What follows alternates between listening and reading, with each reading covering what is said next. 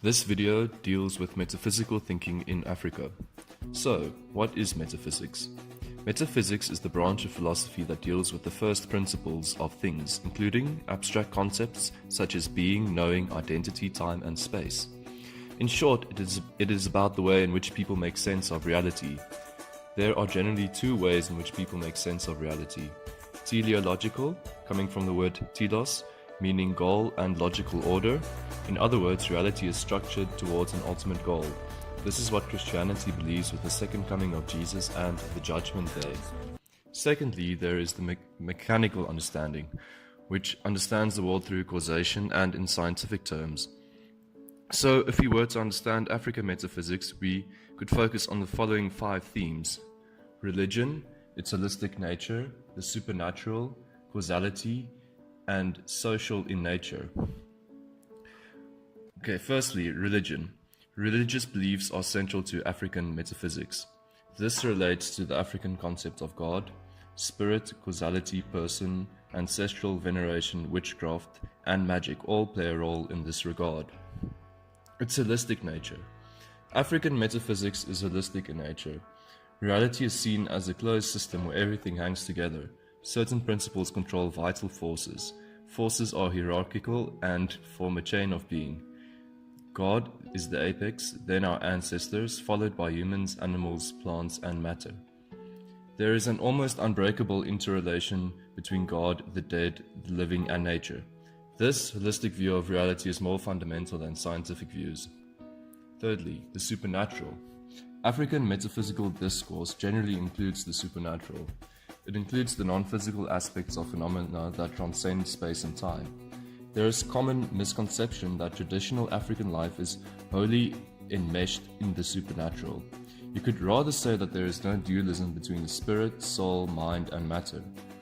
There is still a strong empirical notion within African metaphysics. African metaphysics realizes the enormous complexity of the universe, that which is deeper than our senses can perceive. Fourth, causality. Causality plays an important role in African metaphysics. Western causality is mechanistic.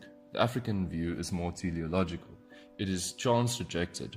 Professor Segolo distinguishes between primary causality, caused by deities, spirits, witches, and secondary causality, which is mechanistic with a scientific explanation. Fifth, social in nature. African metaphysical thinking is social in nature. It is difficult to distinguish between metaphysics, social theory, and morality in African thinking. All philosophizing is communitarian in nature. I will conclude with 4 ideas within African metaphysics. Firstly, God.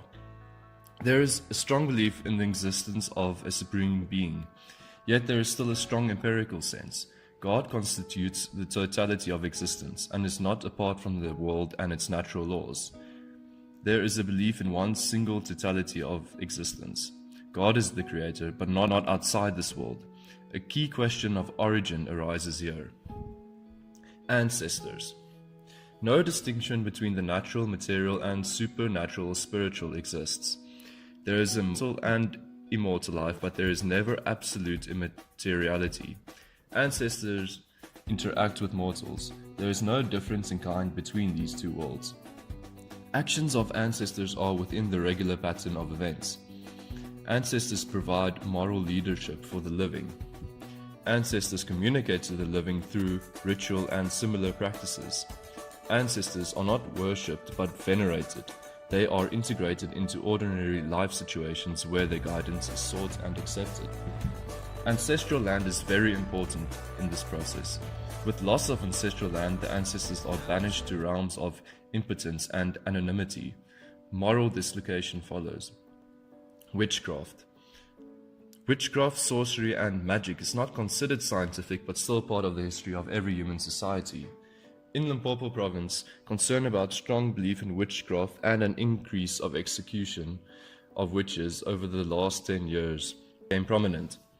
Common conception of witches in Africa is that they are normally human beings who operate mainly within the domain of their own extended family. Witches have capacity to transform themselves into disembodied forms or animals. They can fly, move instantly from one place to another, They can cause the death of people, make them impotent, and cause failure in human endeavors.